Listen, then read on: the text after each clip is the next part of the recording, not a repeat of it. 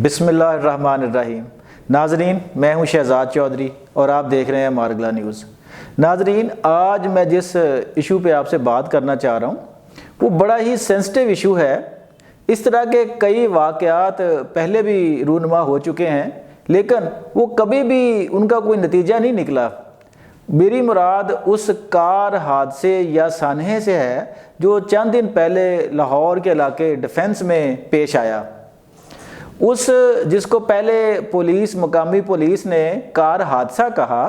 आज वो ये चीज़ तकरीबन साबित हो रही है कि वो कार हादसा नहीं था, वो एक वक्ती इश्तिआल का नतीजा था जिसमें उस नौजवान जो 17 साला अफनान शफकत जो बच्चे का नाम है, जो गाड़ी चला रहा था, उसने वक्ती इश्तिआल का जो है वो ज़रिया बन के वक्ती इश्तिआल की वजह से वो गाड़ी उन लोगों से जो मकतूलीन हैं उनकी गाड़ी से टकरा दी। अब ये जो सीसीटीवी फुटेज सामने आई है पुलिस के पास, उसमें ये क्लियर चीज़ वाज़े हो रही है कि 140 मील फी घंटा की रफ्तार से वो उस बच्चे ने गाड़ी को मकतूलीन की गाड़ी से टक्कर मारी, जिसके नतीजे में 6 लोग जो थे वो वक्ती जो मौका पर ही दम तोड़ गए। तो नाजरीन, बाद में पता चला कि वो 6 लोग नहीं थे, वो 7 जानें थीं। उसमें जो 7वीं जान थी उसने तो अभी दुनिया देखी ही नहीं थी, वो तो अभी अपनी माँ के पेट में ही परवरिश पा रही थी। उसे तो ये भी नहीं पता होगा कि उसे किस जुर्म की सज़ा मिली है। तो नाजरीन, ये जो हमारी पुलिस का वतीरा रहा है हमेशा से कि वो जब भी कोई देखते हैं कि ताकतवर शख्सियत जो है वो इन्वॉल्व है, तो वो उसको हमेशा कोई ना कोई ऐसा रंग देने की कोशिश करते हैं कि उसकी फेस सेविंग हो जाए। तो यहाँ लाहौर पुलिस ने भी पहले यही करने की कोशिश की है कि ठीक है जी, एक हादसा था जिसके नतीजे में वो 6-7 लोग मारे गए हैं, ठीक है जी, अल्लाह अल्लाह खैर सलाह। लेकिन ये तो भला हो कि वो फौरी मीडिया पे आ गया और फिर वज़ीर आला पंजाब ने भी उस पर फौरी एक्शन लिया। फिर IG पंजाब जो है डॉक्टर उस्मान अनवर साहब, उन्होंने फौरी इनिशिएटिव लिया और फिर कहीं जाकर उसका पर्चा भी दर्ज हो गया और उस पर अब ये हादसे के बजाय एक कत्ले अम्द जो है उसकी तफ्तीश हो रही है। इस वक्त जो मुल्ज़म है अफनान शफकत, जिसकी उम्र 17 साल की जा रही है, और उसका 2 दिन पहले ओसिफिकेशन टेस्ट और पॉलीग्राफिक टेस्ट ये दोनों लिए गए हैं ताकि उसकी जो एग्जैक्ट उम्र है जो उसका पता चल सके, और दूसरा वो जो बार बार अपने बयानात तब्दील कर रहा है उसका भी पता चल सके कि सच क्या है और झूठ क्या है। तो नाजरीन, इस यहाँ पे नुक्ता ये है कि ये इस तरह के जो लोग हैं ना, जैसे ये बच्चा है, ये लोग जो हैं ये जन्नत में रहने वाले लोग हैं।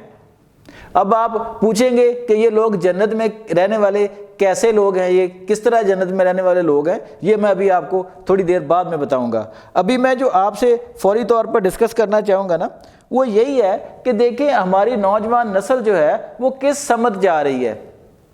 कि हम माँ बाप जो हैं वो ये नहीं सोचते कि उनका बच्चा या बच्ची घर से गाड़ी लेके जा रहा है, वो 4 घंटे से घर से गायब है, वो बच्चा कहाँ पे है। ये हमारे यहाँ क्या होता है, अभी जब से ये हादसा हुआ है ना, तो लाहौर की सड़कों पर पकड़ धकड़ का एक सिलसिला शुरू हो गया है। पुलिस नाके लगा के बैठी है, जहाँ कोई कमसर नौजवान बच्चा नज़र आ रहा है मोटरसाइकिल चलाता है या गाड़ी चलाता है उसको पकड़ रहे हैं। ये ठीक है बात कि आप कमसर ड्राइवर्स जो है जिनके पास ड्राइविंग लाइसेंस नहीं है उनको आप गाड़ी चलाने की इजाज़त ना दें, और होनी भी नहीं चाहिए। अच्छा, लेकिन होता क्या है, ये प्याली में जो है ना तूफ़ान बर्पा करने की जो हमारी आदत है कौमी सतह पर, ये उसी का शाखसाना है कि एक वाक़या होता है, हम उस पर बहुत उसको लेके जनाब हम पता नहीं क्या कुछ वावेला मचाते हैं, चंद दिन गुजरते हैं और फिर जो है बस ठीक है सतह खैरान जनाब चुपचाप बैठ जाते हैं। ये एक जनाब एक मुसलसल अमर है कि हमने किसी सूरत ऐसे लोगों को सड़क पर ड्राइविंग नहीं करने देनी जिनके पास एक तो ड्राइविंग लाइसेंस नहीं है और दूसरा वो कम उम्र हैं। तो नाज़रीन, जब ये एक कानून मौजूद है तो उसकी मुस्तकिल मजाजी से जो है उसकी इम्प्लीमेंटेशन क्यों नहीं होती? कौन लोग हैं जो इसके ज़िम्मेदार हैं जो इस चीज़ को बर वक्त चेक नहीं करते जनाब? अगर ये कानून पूरी कुव्वत के साथ इसका इतलाक़ किया जाए तो शायद इस तरह के हादसात ना हों। अच्छा नाजरीन, अब ये जो पुलिस ने तफ्तीश की है उसके साथ, नौजवान के साथ,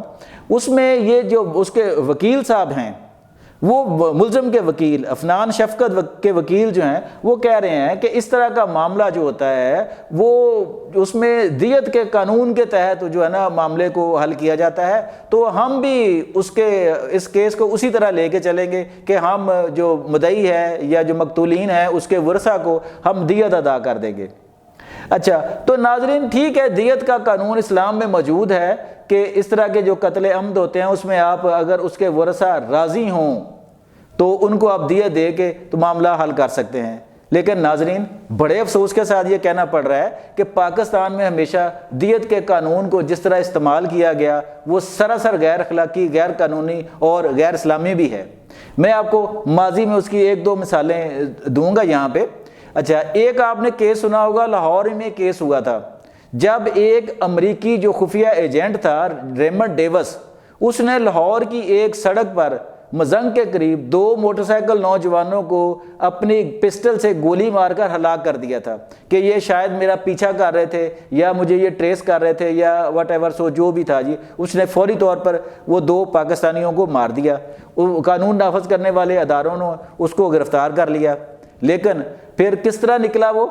اسی دیت کے قانون کا سہارا لے کر جب ہمارے ہی لوگوں نے ان لوگوں کو، امریکیوں کو، باقی لوگوں کو راستہ دکھایا کہ آپ ورثہ کو دیت دے دیں، ادا کر دیں اور آپ اپنا بندہ جو ہے نا وہ لے جائیں۔ اچھا ناظرین اب اس میں نکتہ کیا ہے، اس میں پوائنٹ کیا ہے؟ دیکھیں دیت وہ قانون ہے کہ جس میں مدعی جو ہے وہ اگر اپنی مرضی سے، اپنے پورے ہوش و حواس میں اپنی مرضی سے دیت لینا چاہے تو اسے دیت ادا کی جا سکتی ہے۔ اگر اس کو آپ اپنی طاقت کے زوم سے، اپنے پیسے کے زوم سے یا ریاستی اداروں میں جو آپ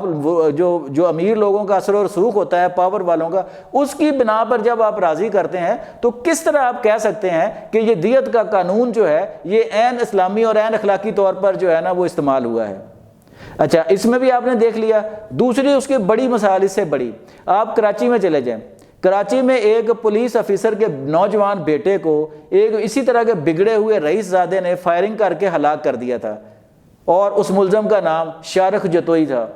ناظرین یہ بہت پرانی بات نہیں ہے، آپ لازمی طور پہ اس کیس کو جانتے ہیں کہ کس طرح بعد میں اس نوجوان جو مقتول تھا اس کے باپ کو، اس کی بہنوں کو بلیک میل کیا گیا، ان کو ڈرایا دھمکایا گیا، ان کو ملک سے باہر جانے پر اور دیت پر راضی کر لیا گیا۔ تو ناظرین بات کرنے کا مقصد یہ ہے کہ جب دیت اس طرح ادا کی جائے گی، جب اس طرح قانون کی کھلے عام دھجیاں اڑائی جائیں گی، دین اسلام کی جو ایک چیز کے قانون بنایا گیا ہے اس کو اس طرح استعمال کیا جائے گا تو کس طرح معاشرے میں قانون کی عملداری جو ہے اس کو ممکن بنایا جا سکتا ہے۔ ناظرین یہ وہی شارخ جتوئی ہے جو عدالت میں پیش ہوتا تھا اور وکٹری کا نشان بنا رہا ہوتا تھا۔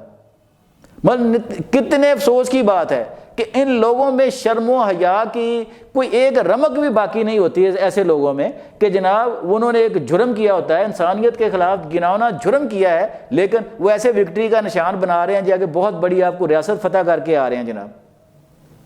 تو ناظرین کہنے کا مقصد یہ ہے کہ اگر اب بھی جو اس کا باپ جسے کہتے ہیں اثر و رسوخ کا حامل ہے اور ایک پراپرٹی بہت بڑا لاہور کا پراپرٹی ڈیلر ہے، وہ اگر اپنے طاقت اور اثر و رسوخ کو اسی طرح استعمال کر کے مقتولین جو ہے اس کے ورثہ کو بلیک میل کرے گا، ریاستی اداروں سے دباؤ ڈلوائے گا اور ان کو ڈرائے دھمکائے گا، تو جناب یہ ریاست کی ذمہ داری ہے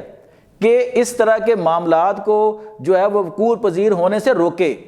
یہ دیت کا قانون کوئی مذاق نہیں ہے، یہ اللہ کا قانون ہے جس سے ہم چھیڑ خانی کر کے پھر اس کے عذاب کو دعوت دے رہے ہوتے ہیں۔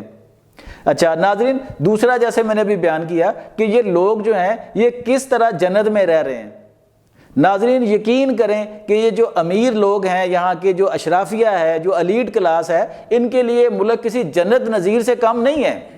یہ قانون، ضابطے، سختیاں یہ تو میرے آپ جیسے لوگوں کے لیے ہوتی ہیں، عام پبلک جو 90% 85% ہے اس کے لیے ہوتی ہیں۔ یہ لوگ جو ہیں ان کے لیے تو قانون جو ہے ایک موم کی ناک ہے اور قانون نافذ کرنے والے ادارے جو ہیں ان کے گھر کی باندیاں ہیں جو ان کے ہاتھ باندھ کر ان کے سامنے کھڑے ہوتے ہیں۔ آپ نے کئی کیسوں میں دیکھا ہے، سینکڑوں ہزاروں کیسوں میں آپ نے دیکھا ہوگا کہ جو طاقتور ہوتا ہے قانون ہمیشہ اس کا ساتھ دینے کی کوشش کرتا ہے، یہاں تک کہ کوئی مزید طاقتور اس مظلوم کے ساتھ نہ کھڑا ہو جائے۔ تب تک ہمارا جو نظام قانون ہے وہ غریب آدمی کی، وہ جو ہے بیچارہ لاوارث آدمی ہے، جس کی اپروچ نہیں ہے، جس کے پاس پیسہ نہیں ہے، اس کی تو سنتا ہی نہیں ہے۔ تو اس لیے یہ لوگ جو ہیں یہ تو جنت میں رہ رہے ہیں۔ یہ جو نوجوان جس نے 7 بندے مار دیے ہیں، یہ تو واقعی جنت کا رہائشی ہے کہ اس نے اگر یہ جرم کہیں باہر کیا ہوتا تو اس کی نسلوں تک کو پتہ لگ جاتا ہے جناب کہ یہ جرم کیسا جرم ہے جناب، کہ آپ نے وقتی اشتعال میں آئے ہیں، آپ نے یہ نہیں سوچا کہ اس کا نتیجہ کیا ہوگا۔ جو بھی ہوگا، بگڑے ہوئے لوگوں کا جو مزاج ہے وہ اسی طرح کا ہوتا ہے کہ پل میں پتولا پل میں ماشا جناب، اور آپ نے گاڑی ٹکرا کے 7 لوگوں کی جان لے لی، کسی کا پورا خاندان آپ نے برباد کر دیا جناب۔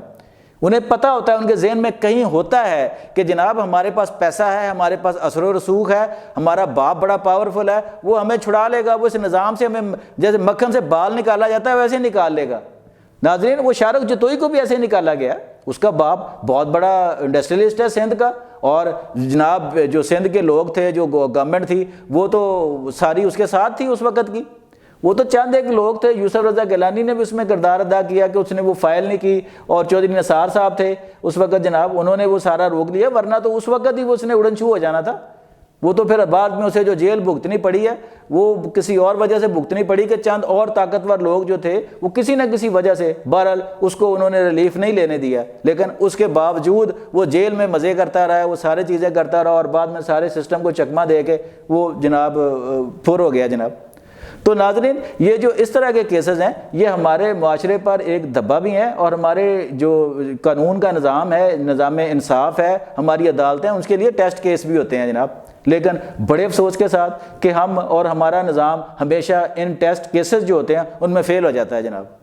ہمیشہ طاقت جیتتی ہے، لیکن پتہ نہیں کب تک طاقت جیتتی رہے گی، لیکن ایک بات طے ہے، جب تک طاقت جیتتی رہے گی اس ملک کا شہری اور یہ ملک جو ہے وہ اسی طرح مرتا رہے گا، وہ آگے نہیں بڑھے گا۔ ناظرین، آج تک کے لیے اتنا ہی کافی۔ اگلے ویلاگ تک کے لیے شہزاد چودھری کو اجازت دیجیے گا، اپنا بہت خیال رکھیے گا، اللہ حافظ۔